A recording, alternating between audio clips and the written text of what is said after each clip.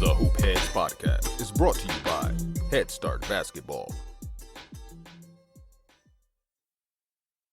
Every single coach is assigned to a different team or a different group, and there's different times where those groups rotate out, and they have to go right over to that coach to receive some feedback and also to share their own thoughts with each other. And I'll bounce, between each group. And certainly, if we got to stop something to make a point to the wider group, we certainly will, especially early on in the year. But I think our guys like it a lot better when we don't stop the play as much and we talk to them off to the side when we're rotating in and out and when we're kind of transitioning between drills. Matt Monroe is the head boys basketball coach at Saint Ignatius College Prep in Chicago, Illinois. Before coming to Saint Ignatius, Monroe spent 8 years as the head sophomore and lead varsity assistant boys basketball coach at St. Patrick High School in Chicago. Previously, Matt spent time as an assistant basketball coach at Niles West High School, Vernon Hills High School, and Deerfield High School. He also coached club basketball for 12 years and was a student manager for the DePaul University men's basketball team. In addition to his coaching duties, Coach Monroe serves on the executive board of the Illinois Basketball Coaches Association. Hey Hoopheads, I wanted to take a minute to shout out our partners and friends at Dr. Dish Basketball. Their Dr. Dish shooting machines are undoubtedly the most advanced and user-friendly machines on the market. Sign up now for their Virtual Camp 2.0 featuring 10 days of workouts with pro trainers from the Dr. Dish family. Learn more at drdishbasketball.com and follow their incredible content at Dr. Dish B-Ball on Twitter, Instagram, Facebook, and YouTube. Mention the Hoopheads podcast and save an extra $300 on the Dr. Dish Rebel, All-Star, and CT models. Visit drdishbasketball.com for details. That's a great deal, Hoopheads. Get your Dr. Dish shooting machine today. Hi, this is Travis Schwab, head men's basketball coach at Muskingum University, and you're listening to the Hoopheads Podcast. Prepare like the pros with the all-new Fast Draw and Fast Scout. Fast Draw has been the #1 play diagramming software for coaches for years. You'll quickly see why Fast Model Sports has the most compelling and intuitive basketball software out there. For a limited time, Fast Model is offering Hoopheads listeners 15% off Fast Draw and Fast Scout. Just use the code HHP15 at checkout to grab your discount, and you'll be on your way to more efficient game prep and improved communication with your team. Fast Model also has new coaching content every week on its blog, plus play and drill diagrams on its Playbank. Check out the links in the show notes for more. Fast Model Sports is the best in basketball. If you're looking to improve your coaching, please consider joining the Hoopheads Mentorship Program. We believe that having a mentor is the best way to maximize your potential and become a transformational coach. By matching you up with one of our experienced mentors, you'll develop a one-on-one relationship that will help your coaching, your team, your program, and your mindset. The Hoopheads Mentorship Program delivers mentoring services to basketball coaches at all levels through our team of experienced head coaches. Find out more at hoopheadspod.com or shoot me an email directly, mike@hoopheadspod.com. Follow us on social media at hoopheadspod on Twitter and Instagram, and be sure to check out the Hoopheads Podcast Network for more great basketball content. Are you tired of overpaying for your video and analytics platform? Well, it's time to check out QuickCut.com, a platform built by coaches for coaches. QuickCut is undeniably more affordable. It's all cloud-based and comes packed with features to help high schools and youth programs store, share, and analyze game film. Make the switch, get double the storage, and save your program up to 50% on the fastest growing video editing system in the country. For more information or to request a free trial, visit quickcut.com/basketball. That's QWIKCUT.com. Be prepared to take some notes as you listen to this episode with Matt Monroe, head boys basketball coach at Saint Ignatius College Prep in Chicago, Illinois. Hello and welcome to the Hoopheads Podcast. It's Mike Klinzing here with my co-host Jason Sunkel tonight, and we are pleased to welcome from Saint Ignatius College Prep in Chicago, Illinois, the head boys basketball coach, Matt Monroe. Matt, welcome to the Hoop Heads Pod. Thanks a ton for having me on here. It's an absolute honor to be able to join you guys. Well, we are excited that Nick Legalbo reached out to us and said we should get on the podcast and talk to you, which is exactly what we're going to do tonight. Want to dig into all the great things that you've been able to do in the game of basketball. I want to start out by going back in time to when you were a kid. Tell us about some of your first experiences with the game of basketball. What are some of your earliest memories? Absolutely. To be honest, basketball has been a huge part of my life, really, since before I could remember. My dad was a grammar school coach in Chicago in the 70s before I was born. And when I was really young, some of my earliest memories were joining him for some of the games that he was coaching. When I was old enough, I'd work the scoreboard or do the scorebook or just kind of sit on the bench and hang out with the team. And when I got old enough to start playing, I tried to play on as many different teams as I possibly could. Some of them were coached by my dad and others were not. Whenever there was an opportunity to play basketball, I certainly took it. Though I will tell you, I was not the most talented kid or the most athletic kid. And I kind of knew early on that, I loved basketball as a passion of mine, but coaching was probably more in my future than playing. So even since I was 8 years old, I've always wanted to be a basketball coach. Even in 8th grade in our school yearbook, they predicted everybody's future occupations. And, most people were going to be doctors, lawyers, police officers, firemen. In my 8th grade yearbook, they predicted that I would be a basketball coach. And it's literally the only path that I ever thought that I would take. But when I was young, I wanted to try to see through the playing part as long as I possibly could. And I played everywhere I could. And going into my freshman year in high school, I ended up breaking my wrist on my shooting hand. And I really kind of struggled at tryouts in my recovery. And I didn't make the team my freshman year.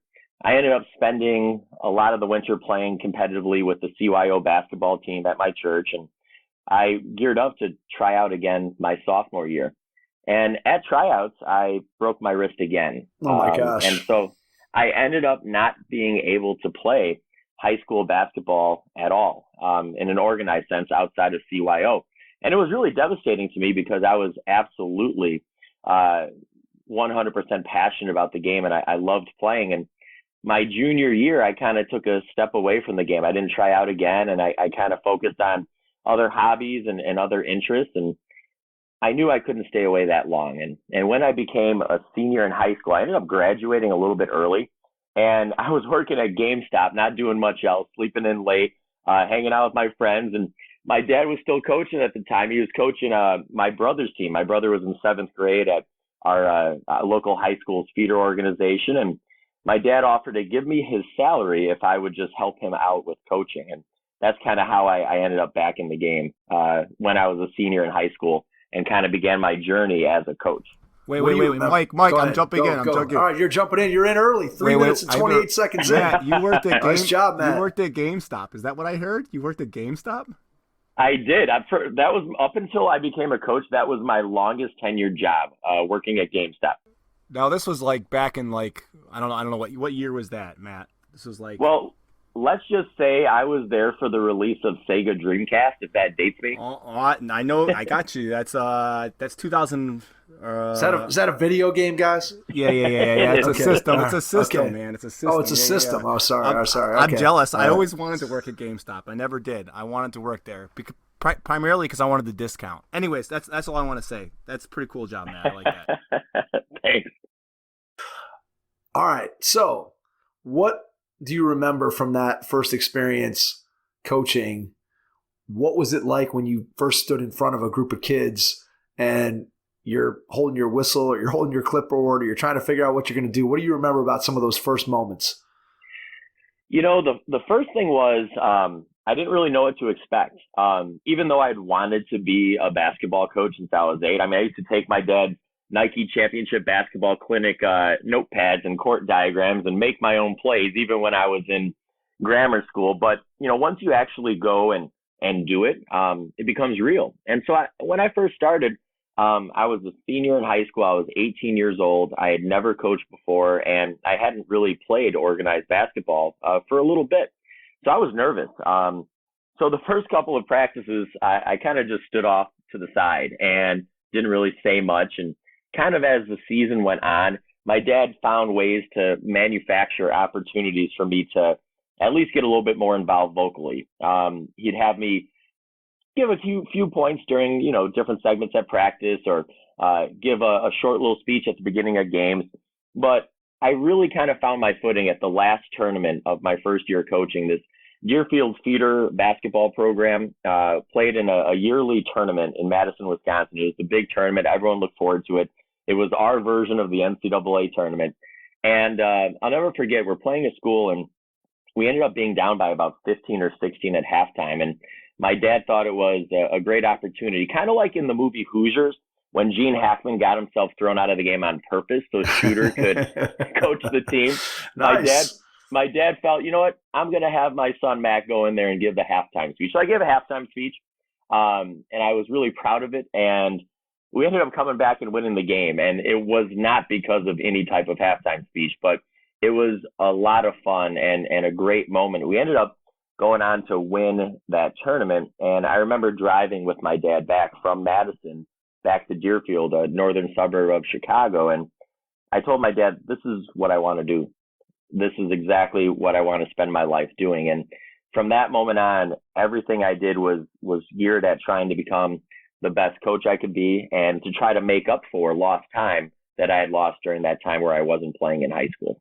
Why do you think that was? Why do you think that moment sort of galvanized you to know that you wanted to be a basketball coach?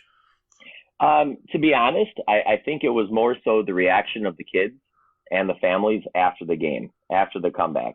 It was a great moment, and everyone was so excited about what we had accomplished. And the rest of the trip, just from, the entire season of building connections, there was just a great sense of community and fantastic relationships that were built. And it also reignited my passion for the game and for everything that the game gives you, not just what happens on the floor, but the lessons you learn and the experiences you share with others. When you finish high school, what's your college decision-making process look like? Are you thinking you want to be a high school coach? Are you thinking you want to be a teacher? Are you thinking you want to be a college coach? Just explain how you went through your process of choosing a college. You ended up at DePaul. Just talk a little bit about what that was like for you making that decision. Yeah, well, before my experience coaching with my dad, I wasn't quite sure what I was going to do in college. I wasn't the best student growing up. I got a lot better as my high school career went on. And before I started coaching, I thought maybe I would get into film. That might be the route I was going to take. But after my experience coaching and falling in love with that profession, I ended up changing my college search. And I applied kind of on a whim to DePaul. My grandmother was a huge Blue Demon fan, especially in the 80s with all the great teams they had and playing on WGN. So she encouraged me to apply at DePaul too. And I got accepted. But I ended up going to a different campus, not right downtown, for my first year. And when I was there, I knew I wanted to be a coach, but I wasn't quite sure, should I pursue college? Did I want to pursue high school? So my mom, who is a principal of an elementary school, encouraged me to get an education and kind of keep my options open. And so I started pursuing a teaching degree in history. Now, while I was there, like I kind of alluded to before, I really tried to make up for lost time. And so I remember my freshman year, I volunteered for a local AAU program, full package athletics. I started stuffing mailings and envelopes for them to send out to people about their camps. I helped out with their trainings, their camps, their skill development sessions, and then eventually their teams. I also volunteered as a manager for the Barra College men's basketball team, which had been bought. That campus was bought by DePaul, but they're in one of the final years of still being able to field a team. And I also volunteered to be a coach in my local high school, as well as coach some travel teams on my own and sticking with that Deerfield feeder organization. So I literally coached every single second I could. I think my schedule freshman year, I think I had class from like 8 o'clock to maybe 2 o'clock, and not straight, but in different spurts. And then I would go to Deerfield High School practice from about 3:30 to about 5:30, and then I would go to the Deerfield Young Warriors practice from 6 to 7:30, and then Barra College would practice from 9 to 11 at night. And that was my every single day my freshman year. My sophomore year, I kept the same schedule, but I ended up taking most of my classes down in the Lincoln Park campus at DePaul. And it was then where I volunteered to be a student manager for the DePaul men's basketball team. What did that conversation look like when you went in? What was the process for getting the opportunity to be a student manager? Because depending, again, on different schools and how desirable it is to become a manager, I know those spots aren't necessarily always easy to get. So how did that come about for you? Well, the first thing is I ended up taking my freshman year a class called Theories and Techniques of Coaching. And it was the one class I had downtown, and it was taught by Doug Bruno, who's the women's coach at DePaul. And it was taught at the time by a coach named Jack Fitzgerald, who used to be at Richards High School. He's Dwayne Wade's high school coach. He ended up working in the NBA with a few jobs. And so I got to meet Coach Lato, Dave Lato, who is the head coach at DePaul, because he was the guest speaker at one of those classes. And so I expressed my interest to him, and I ended up scheduling a time where I could go visit a workout. And then over the summer, I was coaching a travel team. And we were down in Orlando at an AAU tournament. And I ended up happening to run into the head manager at DePaul at the time. And we ended up coming to, develop a pretty nice relationship together. And he ended up bringing me on board towards the end of the summer. Once you are in that position, give people an idea of some of the things that you had to do as a student manager, both on the side of maybe there's some things that don't necessarily apply to coaching that you had to do, but then some of the things that you got to see and that you got to be a part of that helped you to jumpstart your coaching career. Well, one of my good friends used to always tell me that even if he wasn't in athletics or basketball more specifically, he would always recommend hiring a manager, a former manager, for a job, because they're willing to do literally anything and everything that it takes. There's literally no job too big or too small for a student manager. So, going into it, there were a lot of responsibilities that we had that had nothing to do with basketball, but everything to do with, being a hard worker and serving the team. So we would do laundry, pack bags, help organize film exchange and stuff like that. Certainly, we always had a towel on our shoulder in case we needed to wipe the floor. We worked the scorer's clock and film practices. But Coach Lato and his staff knew right away, because I was very, very forthcoming about it, that I wanted to be a coach. And so they ended up putting me in different positions where I was able to observe meetings, and they gave me jobs that also had to pertain to coaching as well, involving film and film exchange and some of those organizational things, practice planning and so on. I was kind of involved in some of those things, obviously on the periphery, but it really helped prepare me in many ways, I think, to kind of advance in coaching. But we had some really good experiences. My sophomore year, we ended up making the NCAA tournament, and we finished tied, and it was something like a 5-way tie in Conference USA for the regular season championship. And we finished second in our conference tournament, lost to Cincinnati at Cincinnati, and ended up playing in the tournament. We beat Dayton in a double overtime game in Buffalo, New York in the first round. And the second game, we ended up running into that UConn team that had Ben Gordon, Emeka Okafor, Charlie Villanueva. They got us pretty good, but it was a tremendously positive experience. And it's something that I was forever grateful for my sophomore year and my junior year being a manager for the team. What was your relationship like with the players? Was there one particular guy that you kind of gravitated towards, that you formed a friendship with, or a couple guys, or just how did that relationship work between players and managers, and for you in particular? Yeah, I think DePaul had a pretty good culture of embracing the student managers and understanding that, even though it's in a different way, they're, in a way part of the team too. So the players were great. Whenever they needed anything, they asked. Whenever we needed their help with anything, they would be more than willing to help us as well. But there was a lot of guys that I developed a pretty good friendship with. Sammy Mejia was our point guard. He was phenomenal. 6'7" guard from New York. Andre Brown, former McDonald's All-American, was a great guy. Cumont Greer from Milwaukee, and Drake Diener. Ended up developing some really good friendships with a lot of those guys that we still talk to this day. How did you straddle that relationship between being connected to the players? Obviously, you're their same age, you're a college student just like they are, versus the amount of time that you're spending sort of behind the scenes with the coaching staff. How did you balance those two relationships? Like if a player's saying to you, "Oh, I can't believe coach is doing this," or whatever. How did you balance that type of situation, if that ever happened to you? That's a great question. We were winning, so there wasn't really a lot of that. I wasn't in those types of situations very often. I do think that because of my desire to go into coaching, I tried to take as neutral of a perspective as possible if there ever was any issues. But to be honest, there weren't really any. Certainly there's day-to-day struggles within a program, but I think, we had a good culture and we were winning, so there was a lot of positivity. The experience that you had there, did it make you think about, hey, maybe college coaching is the route that I want to go? Or did you see some things with college coaching that you're like, oh, maybe, my experience as a travel coach maybe leads me more towards being a high school coach? Just where was your mindset at as you were going through your college experience in terms of where you thought you might end up as a coach?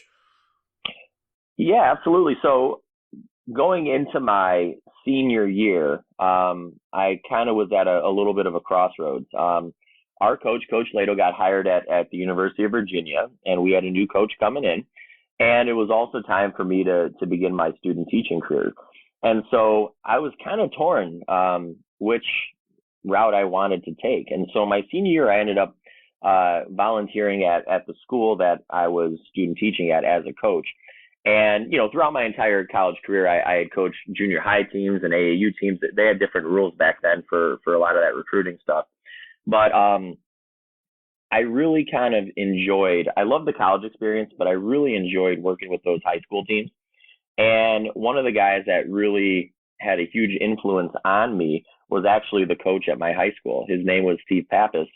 And when he knew I wanted to get into coaching, he was teaching a couple of college level courses on coaching. And he really kind of served as a mentor to me. The first person that ever called me coach as I was kind of walking the hallways of my high school. And, I kind of weighed the pros and cons of both in terms of what I wanted to pursue. But to me, I wanted to have a family, and I didn't want to be gone all the time. And I also wanted to kind of build a program from the youth levels all the way up to kids when they kind of graduated high school. And I saw it as a great opportunity. To be honest, when I student taught, I fell in love with teaching as well. So to me, high school presented the best of both worlds. I got to teach history during the day, and I got to teach basketball after school. And I got to build a program from start to finish and develop those lasting relationships. So that's kind of how I ended up deciding to stick with the high school route. Now, I had a couple of opportunities and offers to coach at some smaller colleges, but to me, my heart was always in the high school game. Do you think that, when I hear about guys trying to make that decision between high school and college, I think one of the things that you mentioned that is a super critical thing to take into account is, especially as a young coach, we've talked to a lot of guys that have gone on and been college basketball coaches, and they just, again, talk about the amount of time that it takes, whether you're on the road recruiting or you're in the office or you're doing this or you just it's a challenging lifestyle, especially at the beginning where you're doing a lot of that work for next to nothing. Not that you're getting rich as a high school teacher by any means, but by the same token, paying your dues as a college coach. I think people see those guys who are at kind of the top of the mountain as Division I head coaches, and they think that that's a smooth path to go from graduating from college to getting up to where you're going to be on TV and you're having one of these glamour jobs. And of course, anybody who's in the coaching profession knows that that's a far cry from what actually happens. So you chose to go the high school route. What's the first job that you take, and what do you remember about both your teaching experience and your coaching experience in that first job? Yeah. So I had kind of, like I had mentioned before, I had coached and worked with multiple teams throughout, my college experience. My freshman and sophomore year in college, I volunteered at my high school at Deerfield High School. I was a volunteer assistant on the sophomore team. My junior year, I did not coach high school. I focused on what was happening at DePaul and my travel teams. But my senior year, I was at this school just north of the city called Niles West, volunteering for the varsity team. And once I kind of finished my student teaching experience, I ended up getting a job teaching middle school. It wasn't even social studies. I was teaching citizenship and study skills, which is kind of ironic since I wasn't the best student growing up. And I ended up getting hired at Vernon Hills High School as the head freshman coach. And I also did double duty and helped with the varsity as well. And I was there for 2 years. And Matt McCarty was the head coach. He's a tremendous friend and an absolutely phenomenal coach. I learned a ton from him. But I had ended up being a manager at DePaul. And on the women's side, one of my best friends, his name is Brandon Bailey, was a manager for Coach Bruno. We developed a really close friendship. And his dad is the head coach at St. Patrick High School on the north side of Chicago.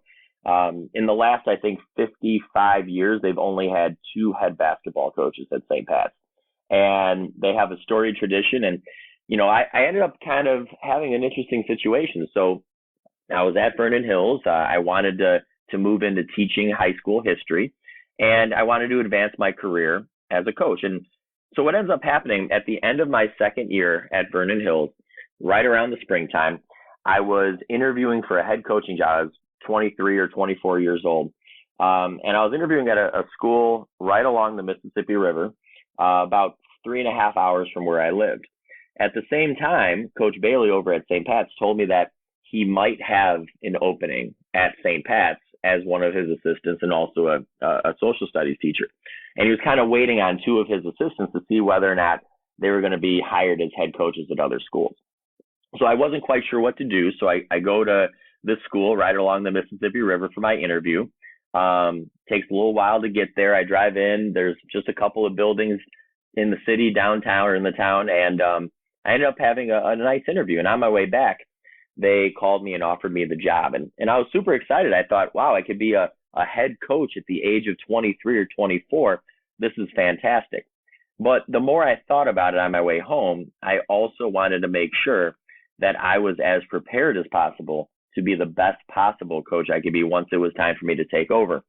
So I called Coach Bailey and asked him what is going on, in the situation with his assistants and whether or not he'd have a spot for me. He wasn't quite sure. So I told this school that offered me the job that I would like to think about it over the weekend because it was going to require a big move and, a big lifestyle change. And as I thought about it over the weekend, I didn't really know what to do, but I knew I really felt that I needed to continue to grow as a coach to be prepared to take over a program. So that Monday, when I was about to call this school and tell them what my decision was, I saw reported online, Chicago Sun-Times, that Coach Bailey's assistant got hired at a school called Bennett Academy. So I called Coach Bailey, and he said that it was time that he was going to push for me to come in for an interview. So I turned down that head coaching job, and I became the head freshman coach and a history teacher at St. Patrick High School. And I ended up serving as the head freshman coach for 2 years and the sophomore coach for 6. And at St. Pat's, when you're an assistant coach at any level, you're assistant coach for the varsity. So I would spend every single day during the season doing 2 practices. I'd do my 2-hour freshman practice or 2-hour sophomore practice, and then go right into the 2.5-hour varsity practice. And it was a clinic. I learned so much about coaching, about X's and O's, about, leading a program, the administrative side of things. And I really am happy that I made the decision to have Coach Bailey as my mentor and to work with the wonderful people at St. Pat's, because I think that experience, along with my experiences from before, really helped prepare me to be a head coach later on. Did anybody, when you turned down that head coaching job to go and take an assistant's job, did anybody in your inner circle say to you, hey, that's crazy to pass up the opportunity to be a head coach at such a young age? Or just what were the conversations like with people around you in your inner circle when you were making that decision? Yeah, some of my friends were questioning my decision. They thought, oh, well, this is what you wanted. Like, you go now. But I'm very, very lucky. I've had some tremendous mentors in my coaching journey. Obviously, both my parents, my mom being a school administrator, my dad being a coach, Coach Pappas at Deerfield High School before he passed away, Matt McCarty at Vernon Hills, and Greg Captain-Mallett at Deerfield, and Ken Davis, who was formerly the coach at Lake Forest College. And those mentors were able to kind of give me a little bit of a different perspective, and they supported and in fact encouraged me to continue to learn the game before I got into a position where maybe I bit off more than I could chew at such an early age. I know the list is going to be long and extensive, but can you give us 1, 2, 3 things maybe that you learned during your time at St. Patrick's that when you reflect upon that and you think about now what you're doing as a head coach, what are some of the most important things that you learned during that time that have helped you to build a successful program as a head coach? So the first one is that coaching is much more than what happens on the court. It's about relationships, it's about experience, it's about support, it's about love. And that's something that we really kind of talk a lot about at Saint Ignatius. The mission of our basketball program is much bigger than basketball. And that is definitely something that I learned at St. Pat's and from my other mentors. The second one is outwork everybody. We are not afraid in our program, myself included, to put in the extra time to go above and beyond what it takes to be successful, and to not just work hard, but to embrace and love the work that goes into it. The third thing is building a program, just like coaching, is a lot more than just what happens on the court. It's being organized, it's being detail-oriented, it's about constantly evolving and trying to grow. It's about relationships, it's about connections, and it's about really kind of trying to strengthen the overall life of everyone that you come into contact with. All right, let's talk about bigger than basketball. So on a high level, I understand exactly what that means and what you're trying to say. On a more concrete day-to-day level, what does that look like when you're trying to establish a program that's bigger than basketball? What are some things that you guys do day-to-day that you feel embodies that philosophy of our program's bigger than basketball? So our program being bigger than basketball is closely connected to the culture that we've tried to build at St. Ignatius. Some of the things that we might do that represent that culture. So first of all, our school's mission aligns perfectly with the mission of our basketball program. The Jesuit priests that operate our school, they believe in something called cura personalis, which is a Latin term. It basically means the whole person. So everything we do is aimed at trying to develop the whole person. One of the best examples that I can bring up that I think sheds light on what the day-to-day operations would be in terms of fitting that mission. We have a program within our basketball program called our Be More series. And what we do is we meet weekly with our guys and we talk about issues and items that oftentimes have nothing to do with basketball, but have everything to do with being a great person. We'll bring in guest speakers. Sometimes our players, especially our seniors, will lead the talk. Sometimes it's just our coaching staff.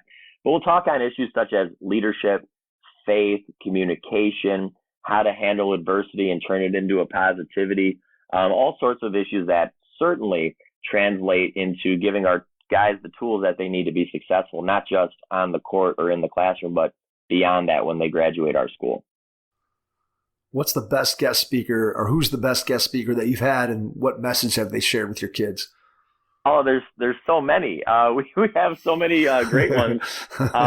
We've had some alums come in recently. Nana Egwu's probably the all-time leader in block shots, not just in our school's history, but probably the state of Illinois. He is at the University of Illinois. And he came in this year to kind of talk about, what being a great teammate has meant to him and the relationships that he's built in the game and how those have transcended the game. One of my mentors and good friends, he leads our Illinois Basketball Coaches Association, which I work pretty closely with, Jim Tracy.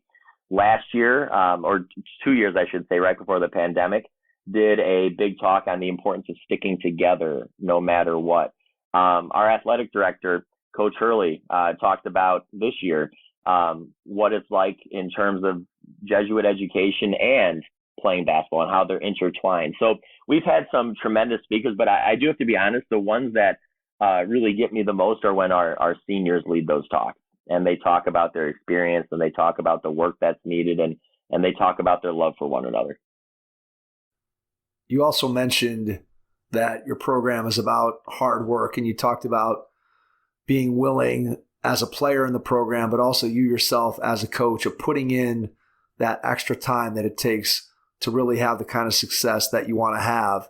And this has been a theme, Matt, that's kind of run through our show when we talk about sort of the baseline amount of time that it takes for a high school coach today to build a successful program. And I think whatever that number of hours that you want to put on it per week, per day, per month, per year is, I would say, much higher than it was 15 or 20 years ago in terms of what parents, players, community expect and need in order for the program to be successful. So when you talk about hard work, can you give us an idea of some of the extra things that you put effort into that you feel like sets your program apart and allows you to have the kind of success that you want to have? So being a head varsity coach at a high school is a full-time job. I joke with people all the time. I have 2 full-time jobs, and both of them pretty much last the whole year. There's not a day that goes by where I'm not spending multiple hours doing something to try to make our program better. Number one, because I'm driven. Number two, because I want to be able to give our kids all the tools they need to be successful. And number three, it's something that I love and I'm passionate about, and I'm always trying to work towards. So, in the season, it's easy to define, what takes up a lot of your time. I mean, each opponent we play probably spend about 4 or 5 hours on each team we play in terms of watching game film and doing scouting reports, practice planning, meeting with our kids, reviewing our own film, and then obviously coaching the games. During the off season, we offer a ton of optional open gym opportunities for our kids. I'll open the gym whenever it's available for our kids to get in, whether it's at 6 o'clock in the morning or, in the afternoon or evening. But it's much more than that. I'm always trying to improve our program. So our coaching staff meets frequently. We host a ton of camps. We host tournaments at our school. I'm consistently going to coaching clinics, roundtables, college practices, reading about the game, subscribing to different services to help me grow in my knowledge. So there's never really a moment that we're not working towards growing our program. I mean, this off season, we've been very blessed to have a lot of colleges express interest in a number of our players. And so working to try to connect our players to the schools that they hope to play at one day, or connecting with alumni and checking in with them. It's literally almost a 24/7, 365-day-a-year job in many respects. There's no question about that. Let's touch on something you just mentioned in terms of having players in your program that are going to be recruited to play college basketball, and how you see your role as a high school coach in that recruitment. And it may be different for every kid and every family and how they kind of approach it, but just talk to us a little bit in general about your philosophy, about what your role is in helping to facilitate your players getting an opportunity to play college basketball. I think sometimes high school coaches, especially with how recruiting has changed really over the last couple of decades, I think sometimes high school coaches take a little bit of a back seat when it comes to getting involved in their players' recruiting. But I'm not one of those coaches. I try to advocate for them as much as I possibly can. I put together highlight videos for all of our kids. I send emails out to hundreds and hundreds of coaches, letting them know where we're playing in the June Scholastic recruiting live period, our open gym schedule, what our season schedule looks like. I send them the stats and grades and other information about all of our kids. We're constantly making phone calls to colleges to try to get them out and watch our kids and get them some looks. But at the end of the day, throughout that whole process, it's always about our kids and nobody else, because we want them to be able to achieve their dreams and their goals, and we want them to have every avenue in which they could be successful. So part of that is also connecting with their travel coaches and making sure that we're working with those travel coaches to give those kids the best chance to get exposure and to get seen. And it also includes constantly being in communication with their families. Making sure that I know exactly what they're looking for and making sure that we're connected on just about every aspect of the recruiting process. 2 questions, or I guess it's the same question, but with 2 different groups of people. How do you build those relationships with college coaches to the point where they know that they can reach out to you and that you're going to give them an honest evaluation of the players in your program, because obviously you don't want to get in a situation where you're overhyping your players and then now you have a college coach that says, oh, this guy, he's not telling me the truth about his guys. And that could end up hurting not just the player that you're dealing with in the moment, but somebody in the future that's going to be a part of it. So how do you deal with building those relationships with college players, with college coaches? And then on the other side of it, you mentioned working with the AAU coaches. How do you go about building those relationships? Is that something that you're proactively reaching out to the AAU coaches? Are the good AAU programs reaching out to you and saying, hey, coach, we got one of your guys here. What do you want us to work on with them? How does that work? Just talk about how you build relationships on both sides of that fence, both with college coaches and with the AAU coaches on the other side. When it comes to college coaches, one of the things I think is really important, and I think this goes both ways, is to not only have communication when you need something. If the only time I talk to a lot of these college coaches is when I'm looking to get a player recruiter, or vice versa, if the only time a college coach reaches out to somebody when they need something, I think sometimes those relationships could be a little bit artificial. So we try to build relationships with college coaches all the time in many different avenues, whether it's going to practices, asking questions about their program, staying in contact with coaches about how their seasons are going, saying hi to them when you run into them in the circuit, and just trying to establish those longer lasting connections, I think is really important. And like you mentioned, it's also essential to tell them the truth, because it's important that they can trust us about those players. And we also want our players to go into a situation where they are able to be themselves and to live up to those expectations of just being who they are and not somebody else. In regards to the AAU coaches, I coached AAU basketball for 12 years. And I was able to develop a lot of good friendships during my time. But as I've kind of been removed from it a little bit, I think it's important to be proactive. And so what I do is I do reach out to their AAU coaches. We try to touch base pretty frequently.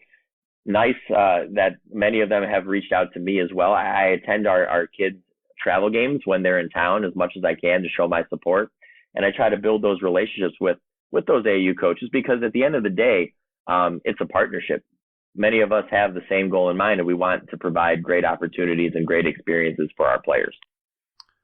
I think that's a really good point, and it's one that we've talked about with a lot of different coaches, where there sometimes is this rift between high school coaches and AAU, and you can hear it depending upon which side of that fence you fall on and who you talk to, that there can be sometimes some friction between the two.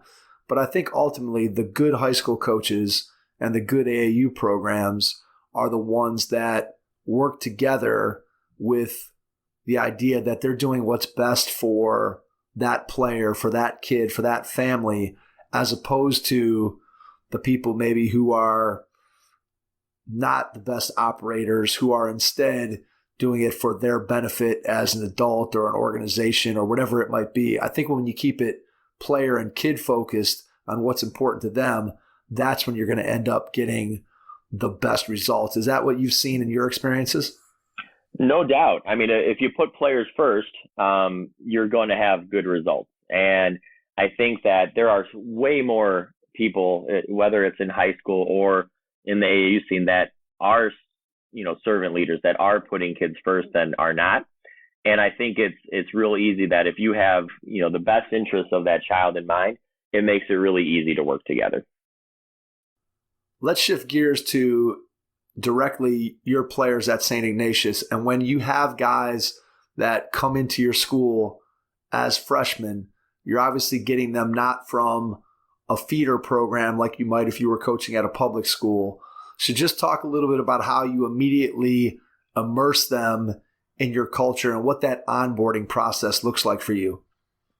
Yeah, I mean, we have, I think, over 212 grade schools represented at our high school right now.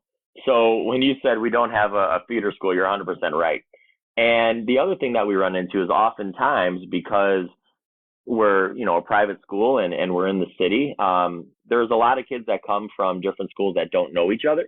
And many of those kids are the best players at their grade school. So when they all kind of come together freshman year, it could be a little bit of a culture shock in many ways for them. So what we do, the first thing we do is that, we have our summer basketball camp for incoming freshmen and really for all of our grade levels in the month of June. And while we're there, we try to introduce those players, the younger guys, to what our program is all about. We talk to them about our culture. We have our older kids work as counselors at those camps so that those incoming freshmen can kind of meet and know some of those current high school guys and build connections with them. And we have 2 weeks worth of camp. And, later on in the summer, our school does an awesome job of hosting freshman orientation where students are in the building and getting to know the lay of the land. And then once we get into school in the fall, our open gym program is open to everybody. And what's nice in Illinois, while we can't instruct them in basketball, we can be present in the gym supervising. And so we're able to kind of get to know the kids a little bit, build connection with them. And one of the things that I think helps me a lot is that I am a teacher in the building, and I teach mostly freshmen and a few sophomore classes. So a number of the kids that come in that end up trying out for our teams, I also have them in my classes as well, which is a really good thing. How many kids, what's the numbers of freshmen that you have trying out for basketball when they first get there? We are very lucky. We have about 50 to 60 freshmen try out each year, and we normally keep between 18 and 22. We believe we have one freshman team, but we do play freshman A games and freshman B games so that kids have a chance to kind of develop during game action. All right, so once you have those kids and you have those 18 to 22 and you're kind of getting them into and you're building that culture, how do you guys structure your practice settings? Do the freshmen practice separately, then your JV and varsity practice together? Do they practice separate? Just how do you have your practices structured at your school? I'm a big believer that our basketball program is a family, and it's not three separate levels that work in their own silos. I like to bring everyone together as much as possible. So a given week normal practice schedule, there would be some days where the freshmen will practice alone, and sophomores, we call them sophomores, not JV, but sophomores would practice by themselves, and then varsity would have their own time. And sometimes during that week, freshmen and sophomores might combine for a practice. Sophomores and varsity might combine for a practice. There might be a little overlap between the start and end times of certain practices. And then at various points during the year, we will have senior-led practices where we'll bring all three levels together, and our seniors will plan the practice and will lead the practice. And usually it's a really fun experience for everybody and a great way to build connections and to build that family feeling in our program. Have you ever learned something about one of the seniors as they were leading a practice that maybe you didn't know? Did you ever see a side of their personality come out as a coach that maybe you didn't see as a player? Well, we get to know our players pretty well, but the fun thing that we kind of always joke with them is that if they get frustrated that the drill didn't start right or whatever, hey, guys, now you know how we feel. But we say that in a joking manner. No, we learn, what the players are comfortable with. And I think, our seniors oftentimes in those senior-led practices will divide and conquer. And it's kind of interesting to see which facets of the game certain guys focus on. It's also interesting to see, how guys do in kind of that leadership position. And we try through that and through many other circumstances to manufacture opportunities for our players to lead during a given season. Are you tired of slipping and sliding on the court and sticky sheets just aren't giving you grip? Grip Spritz solves this problem without having to lick your hand to clean your shoes. Grip Spritz is used by countless AAU, high school and college programs, semi-pro teams, as well as NCAA athletes and G League players. Unlike other products, Grip Spritz has solutions for individual players, not just entire teams. We've used Grip Spritz at our Head Start basketball camps and players love it. To keep you and your team from slipping and sliding, visit gripspritz.net to learn more. Give us an example of some of those situations that you put kids in to allow them to develop leadership skills. Because I think a lot of times when we think about what a leader is on a high school team, a lot of people naturally gravitate toward, well, who's the captain of the team? Who are we going to have as captains this year? And so often you see a kid named a captain, but then they don't get any guidance on really what a captain is supposed to do or how a captain is supposed to lead. And I think too often as coaches, we'll say, man, our team just lacks leadership. We don't have any leaders on this team. And yet, if we really think about it, we have to ask ourselves, what have we done to teach them what leadership is all about? Because more often than not, kids just don't have any experience. Nobody's taught them. Nobody's talked to them. Nobody's given them examples. Nobody's showed them what we mean when we say demonstrate leadership or be a leader. So how do you give your kids those kinds of leadership opportunities day to day? Well, certainly you could be a natural leader where it just comes naturally, but I think leadership is something that's also taught. And I think as a coach, oftentimes we'll come out there and we'll say, well, you need to provide, just like you said, you need to provide better leadership. Hey, you need to play better defense. Well, what does that mean? It's pretty broad, like be specific so they can have some direction. So what we do, first and foremost, is we always talk about how a player-led program is better than a coach-led program. And it's not just words or a mantra, it's something that we try to live. So some examples where we try to put our kids in leadership positions. Well, I kind of mentioned how our seniors will lead some of those Be More talks we have about character development. During pregame, postgame, before practice, after practice, we always try to open up the floor to have players contribute, whether it's to give an insight on an opposing player they know or to reinforce a game plan points before a game. If it's to provide reflection or what they think the next step should be after a game or at practice, we always try to give our kids a chance to have a voice in that regard. Those senior-led practices, I think, play a big role in providing leadership opportunities. And, two other things I think are very closely connected. One is a little bit more obvious how it connects to leadership. Every year at the end of the season, as we start to prepare for the next season, I hold weekly meetings with our returning seniors, the guys that are going to be seniors the next year. And we talk about every aspect of the program. We talk about plans for the next year. We talk about different issues that may have come up that past season or that we could foresee coming up in the future. And I try to get as much input from them in a variety of things as we can. But something I also do at the end of each year, I personally will meet with every single kid in our program individually, freshmen through seniors, managers, anyone that was involved in our program. And I meet with them, from March till May. Usually it takes up just about every one of my free periods throughout that time. And when I meet with them, I ask them about their experience. I ask them what they like about our program, what things they think could be a little bit different and what their goals are. And I ask them how we can support them. So I think having those individual conversations in many ways empowers them to feel like their voice matters, because it does. And I think that also gives them more confidence to be more of an active leader as they kind of go through our program. Yeah, absolutely. I can see that. Is there anything that has come up in those conversations over the years that has surprised you, or something that was maybe more insightful than you anticipated that really made you think about, hey, maybe I need to think about doing this differently because of something that somebody in the program told you in one of those conversations? Yeah, so, I kind of go back to Coach Pappas, my first mentor in coaching, and he told me when I was first getting into it, if you stop growing, that's when you should stop coaching. And I've always tried to take that to heart and try to improve as much as I can every single year, personally, and then obviously collectively when it comes to our whole program. So, it's always good to get that positive feedback in those meetings because it gives you validation and reinforcement. But I think that it's even just as, or probably more meaningful when you do get that constructive criticism or the insight on how things can improve. And, I think some of the things that, kind of helped us evolve our program, I'd say one is we've kind of changed our practice structure a little bit to a little bit more playing and a little bit less breakdown drills and teaching through playing. A lot of that came through some of those meetings we had with kids early on when I first got to Saint Ignatius. Some of the other things have been kind of to double down on some of the activities like the Be More meetings, gave validation to keep it going and then even expand the program.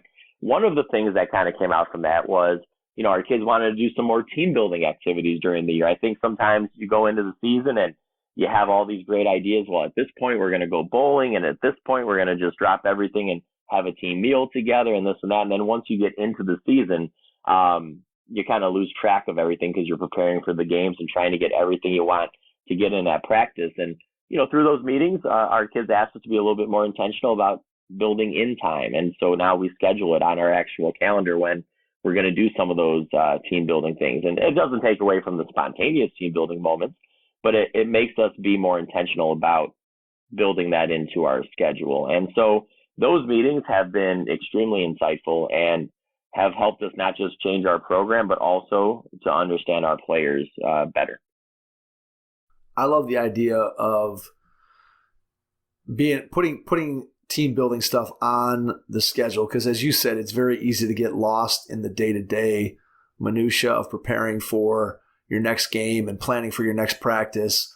And it's easy to think, that team bowling experience isn't that great. But yet, when we think about our experiences as players and coaches and you go back in time, really what you remember are the moments much more than you remember an individual game or wins and losses or what this particular scouting report said. But you remember that bowling trip, or you remember that bus ride, or you remember that time in the locker room after a win where it may just be being with your teammates is even more impactful than the win itself was. And I think sometimes we as coaches get so caught up in that nitty gritty of, hey, I got to get this done in this moment, that we sometimes forget to get to see that bigger picture. And I think you make a great point when you talk about being intentional and putting it on the schedule. I think that's something that all coaches, if you're going to be successful, there's so many pieces of coaching that are easily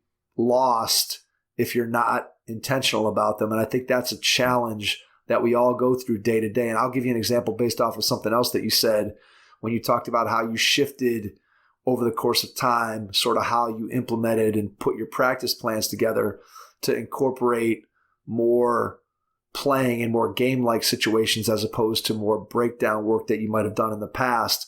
So as you transition from that breakdown drill work to more games-based approach, how do you balance out how you provide instruction and feedback to the kids within? We all know how it works in the drill. If you're doing something and you're repping it over and over again, it's easy to stop and give instruction, say, hey, you got to do this, do that. Whereas we know the game is much more dynamic, and you can easily pick out 10 things that went well in a particular segment. You could probably pick out 10 things that went poorly, and yet we know that we can't overload players with information. So how do you handle feedback, constructive criticism, coaching within what you do with your practices now when you're having a more of a games-based approach? Well, taking more of a games-based approach, I think you could definitely have the same level of feedback while yielding even better results that you would in breakdown drills. So, I think you go back to the word being intentional. When I plan practice, I'm very intentional about what we're going to work on and what each segment's going to focus on, even if it's taking a more games-based approach. So maybe during this one segment, we're, playing up and down and we want to work on our offense. And one of the things that we're not doing well during the season is we're not spaced well, and we're not engaging the defense with off-ball movement. So I'm going to be very intentional during that segment to emphasize those things throughout. I also have an army of coaches, which is great. So every single coach is assigned to a different team or a different group, and there's different times where those groups rotate out and they have to go right over to that coach to receive some feedback and also to share their own thoughts with each other. And I'll bounce, between each group. And certainly if we got to stop something to make a point to the wider group, we certainly will, especially early on in the year.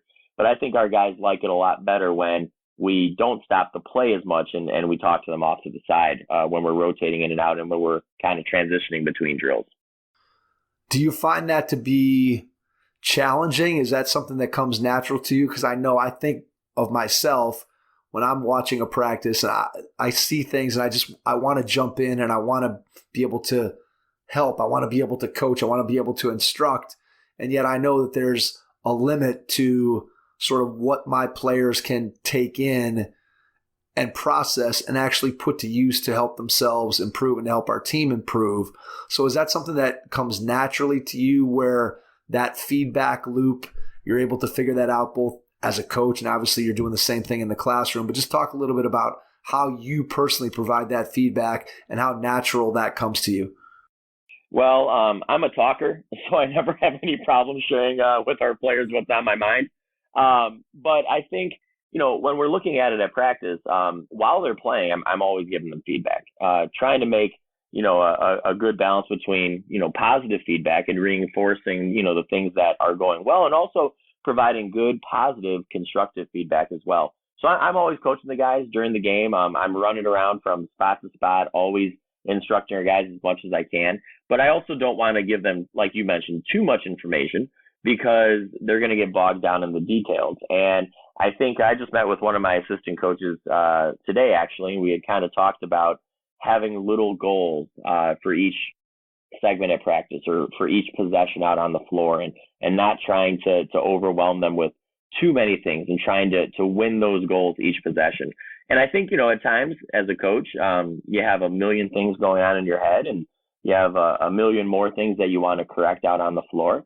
And I think you just got to judge what's the most important thing, what's going to benefit, what type of feedback is going to benefit this player or this team the most in that given situation. And we don't always make the right decision, but we try to, and we try to give them the things that they need the most to be successful.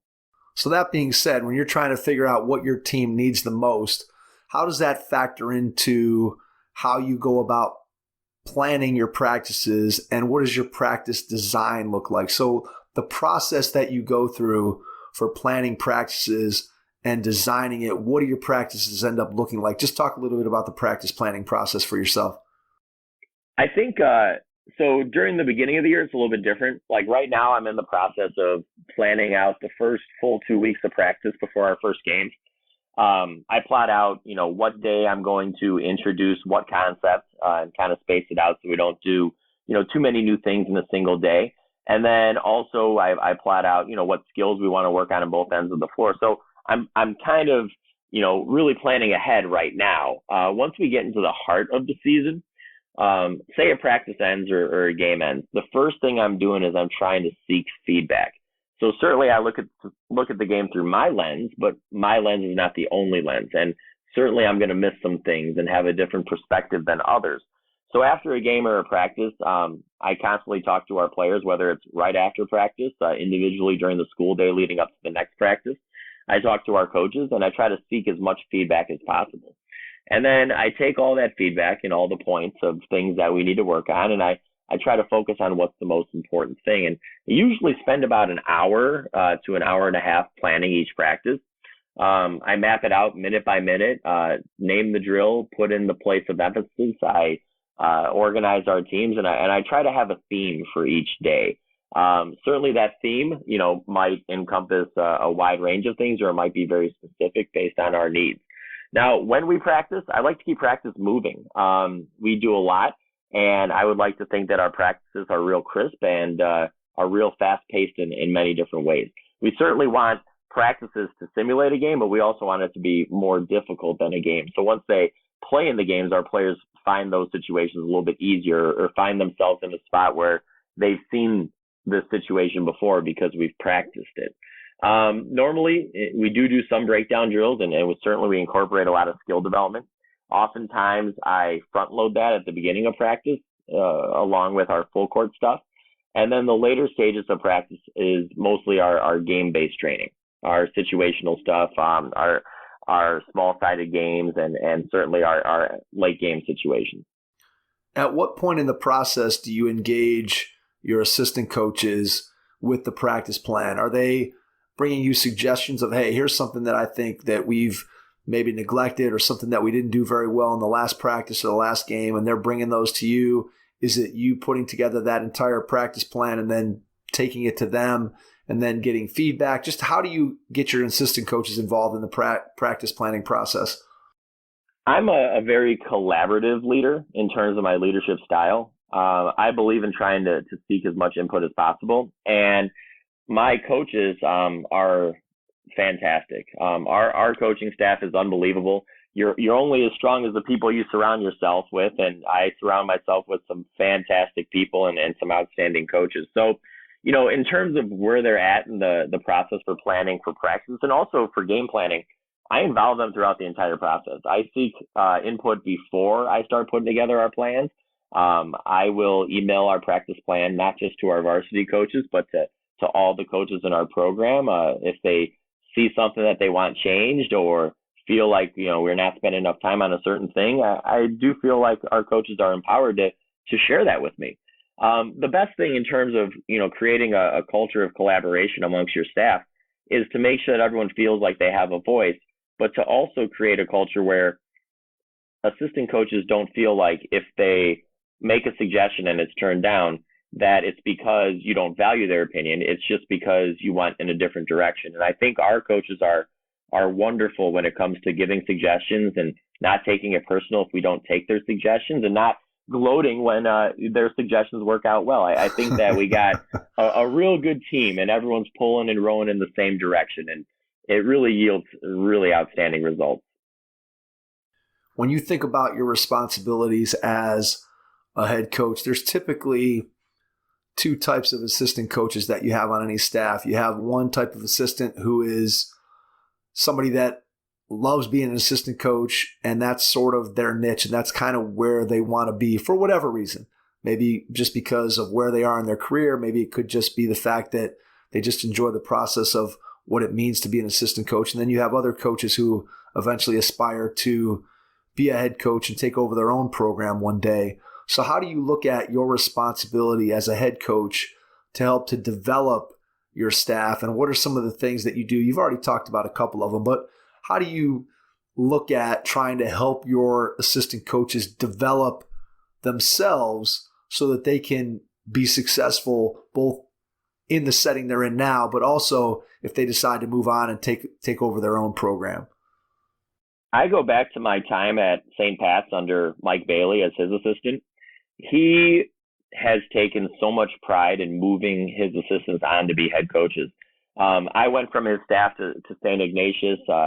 This guy, Tim Trendle, outstanding coach, went from his staff to coach at two other schools in the area. Gene Heidkamp over at Bennett, Ron Ashlaw at Waukegan, Chris Miraz over at Ridgewood. I can name Chaz Taft. I can name tons of coaches. And he really took a lot of pride in moving coaches onto those positions, but it just wasn't him being happy that they did. It was in the preparation leading up to it. So like when I was his assistant, not only did I do double duty and coach the sophomores and the varsity, but I was in every meeting, every parent meeting, every discussion with him. He had me handle a lot of the phone calls, a lot of the administrative work, basically had me do all the unseen things that as a young coach you wouldn't expect to have to do. He made me do it so that I had a variety and diversity of experiences so that I was prepared and ready to go. I think looking at our staff, I've tried to bring that same idea. We are a learning and a teaching program, and we want everyone in our program to always be constantly evolving and growing and improving. We're not the coaches that are those coaches that kind of say, hey, do as I say, but not as I do. If we're always telling our kids to work on their craft and to put in the extra time and to train hard and to prepare, well, we better be doing the same thing as coaches ourselves. So as a staff, we do a lot of things. Like I mentioned, empowering our staff members to be contributors in many different facets of our program. We end up dividing and conquering off-season projects that people take, ownership in, whether it's trying to improve our offensive or defensive systems, practice planning, skill development. It might be, hey, let's all take a different team in the NBA playoffs and let's study them and look at all the different adjustments they make throughout the course of a series. It could be attending college practices and going to coaching clinics or engaging in discussion or, giving our staff a book to read in the offseason. I think it is a responsibility of mine as a head coach to give our guys all the tools they need to continue to grow and develop. And that applies to the guys that love being an assistant coach and don't aspire to be head coaches. And that also applies to the guys that have those aspirations. I think for the guys that really want to move into the head coaching realm, I think it's a responsibility as the head coach to kind of do what Coach Bailey did to me and give them some more of those administrative responsibilities on top of what happens on the floor. So hopefully down the road, I've been at St. Ignatius for 6 years, and I hope a number of our guys move on to be head coaches, and hopefully they can gain at least a little bit from their experience on our staff. I think it's a great point that you make about giving assistant coaches who want to be head coaches not just experience on the floor, being in charge of certain things, but also giving them some of those administrative duties, because almost to a man, the coaches that we've talked to, Matt, that have transitioned from being an assistant coach to a head coach, one of the things they always say to us is, I didn't realize how much non-basketball stuff that I had to do as a head coach that I really wasn't necessarily aware of as an assistant coach. When you think about managing your budget and uniforms and travel and organization and doing just a lot of the things that even assistant coaches on the staff may not be aware of, but certainly that high school players are not aware of, certainly that high school parents are not aware of. And I think it's a great point that that administrative role is really critical to be able to give your assistants that opportunity, because a lot of times we know, we got to give them more responsibility on the floor and maybe let them run this drill, or they're in charge of sideline out of bounds, or they're in charge of late game situations, or whatever it might be. But it's a lot of times what trips guys up when they do get finally to have a head coaching job, it's like, man, I didn't realize that I had to do all these other different things that when I was an assistant, I just had to coach on the floor. And as a head coach, you obviously know that that's not all you have to do. Yeah, it's actually a small part of it. It's obviously a very important part of it, but the day-to-day operations and the administrative side, is certainly a huge part of it as well. And that's one of the things that I agree with you. I see guys kind of getting into it for the first time, and it's a little bit of a shock to their system with all the stuff they have to do beyond what happens at practice and games. And I think, if you have that preparation, at least you can see a little bit of a window into what to expect. I think that prepares you greatly for when you do take over. I think nowadays in coaching, you see coaches sticking around a lot less in terms of longevity.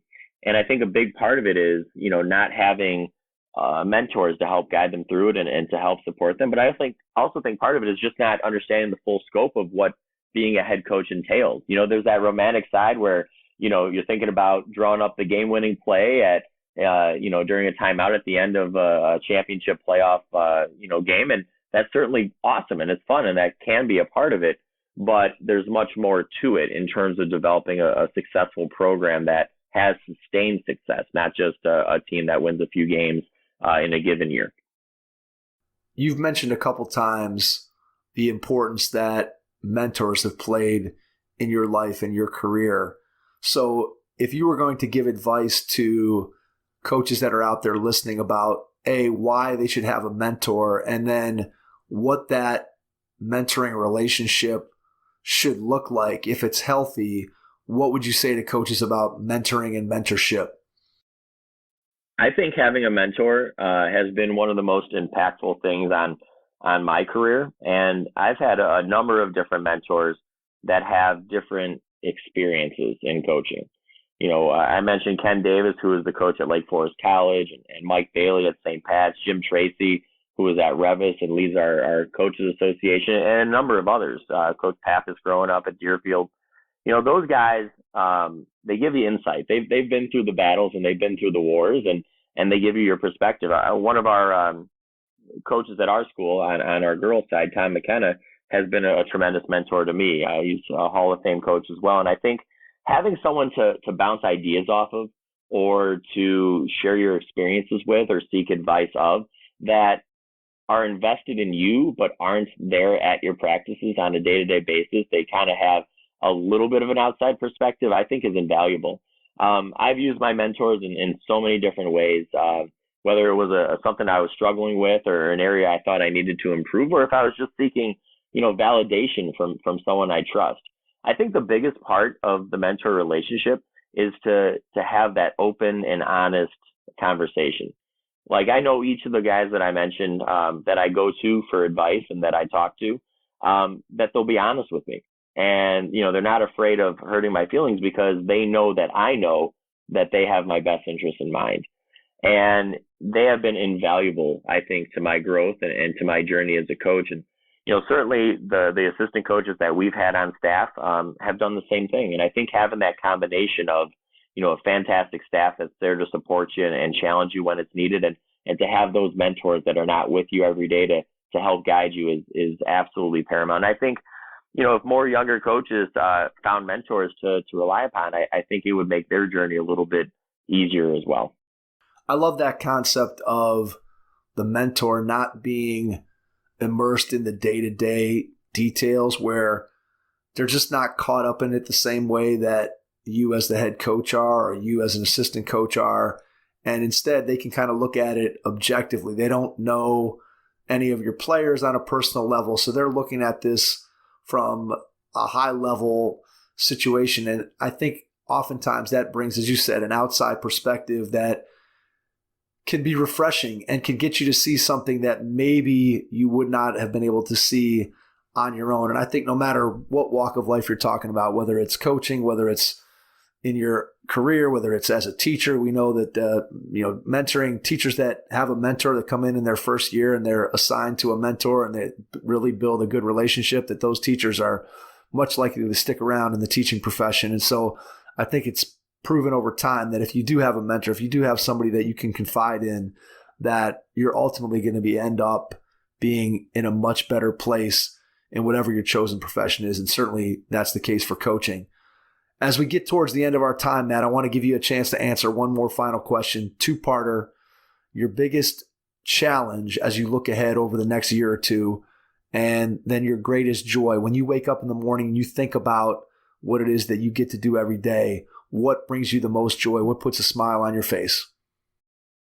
My biggest challenge is, so we're going to have a pretty good team this year, and everyone asks us how we're going to be, and I always tell them, well, as long as the coach stays out of the way, I think we'll be okay. So that might be one of the challenges, just to stay out of the way. No, to be honest, I think, looking at our program, I took over from a coach that was an absolute legend, Coach Keogh. His name's on the floor, and he's a good friend of mine. And I always respected him from afar and got to know him really well personally. Taking over from him, though, we kind of had to build things back up a little bit in our program. And we've reached a spot where, we feel like we're in a position to be really successful this year. We've had our last couple of years have had some really good seasons, and we feel great about our prospects this year. So I think one of the challenges is to really not forget why we all fell in love with basketball, whether it's our coaching staff or our players. I think, preseason rankings and expectations that are high and the pressures that all of that entails, I think sometimes it gets to you. And certainly, as a team or as a coach or as a player, when you're going through that, you sometimes lose sight of the bigger picture, and you sometimes lose sight of what your why is. And so making sure during this year where there are high expectations, where there is a lot of pressure, making sure that we always come back to the basics and that we love the game and that we enjoy playing for our teammates and coaching our kids, and not getting too high when things go really well and not getting too low when there's moments of struggle. So I think that's key. The second challenge, I would say, is making sure, me as a coach and us as a program, if we do continue to achieve the success that we've had the last couple of years, that we never get that mindset that we've arrived. We always got to stay hungry. We always got to stay humble, and we always got to continue to grow and evolve and to make improvements. And I think that those two things, while they certainly can be challenges, I think can also be, motivational keys to continued success in the future. In terms of my greatest joy, I love coaching. I've been wanting to be a coach since I was 8 years old. I had that 1 year where I was a little sidetracked from basketball, but I've wanted to be a coach as long as I can remember. And every day I wake up, I count my blessings, and I'm thankful for, my family, or for my wife, for my friends, and for my opportunity to be able to teach and coach at a school that's so incredibly special. It's truly a blessing to be called coach, and it's also a tremendous responsibility too. The greatest joy I get from the actual coaching of basketball is working with such incredible people. I enjoy spending time with our coaching staff and with our players, and I greatly value those lifelong lasting relationships that are developed. And I hope that through those relationships and through basketball, that we can also have a positive impact on everyone we come into contact with. And that's what coaching is all about.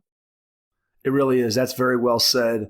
I think when I look back and reflect upon my life, and I think you do the same, that basketball plays such a central role in who I am, but also who I know and who I've been fortunate enough to come in contact with and who's influenced me over time.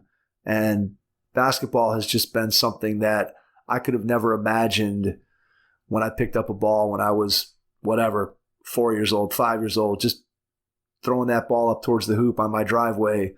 The things that the game has been able to do for me, and that things that hopefully through, whether it's this podcast or coaching or camps or whatever else it is that we do, that we are able to give back and make the game a better place and have an impact, as you said, on the young people that we get an opportunity to come in contact with. Before we wrap up, Matt, I want to give you a chance to share how people can reach out to you, how they can find out more about you and your program, whether you want to share social media, email, website, whatever you feel comfortable sharing with our audience, and then I'll jump back in and wrap things up. Awesome, thanks. So our school is Saint Ignatius College Prep. Our website is ignatius.org. My personal social media, it's literally all basketball stuff. It's at Coach M. Monroe, so CoachMMonroe. And then on Instagram and Twitter, our program's handle is on both of them, SICPBB, at SICPBB. So certainly, if anyone wants to keep in touch with our program, those are probably the best ways to do it. I just kind of learned how to post Instagram stories a few weeks ago. So I think our content's gotten a little bit better on our program pages. Nice work. You're probably one step ahead of me on Instagram. So Coach Jason's supposed to take over that Instagram for me, man. Someday he's going to do that. So if he stops having kids, we'll have to wait and see if that ever happens. So yeah, good luck. Yeah, I hear you. Well, Matt, we can't thank you enough for taking the time out of your schedule to jump on with us. We are super appreciative of your time. Love the conversation. There was so much in there that I think coaches can take away that can help them to grow and do all the things that we talked about tonight, and just to evolve and become better coaches and continue to have an impact on the players that they touch on a day-to-day basis. So thank you. And to everyone out there who's a part of our audience, we appreciate you listening, and we will catch you on our next episode. Thanks. Thanks for listening to the Hoop Heads podcast, presented by Head Start Basketball.